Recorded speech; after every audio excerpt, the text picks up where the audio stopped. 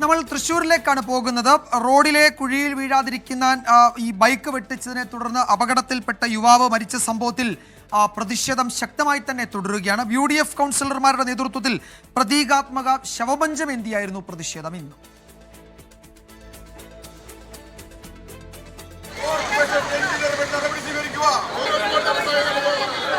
പൂങ്കുന്നം സ്വദേശി വിഷ്ണുദത്താണ് റോഡിലെ കുഴിയിൽ വീഴാതിരിക്കാൻ വാഹനം വെട്ടിച്ചതിനെ തുടർന്നുണ്ടായ അപകടത്തിൽ മരിച്ചത്.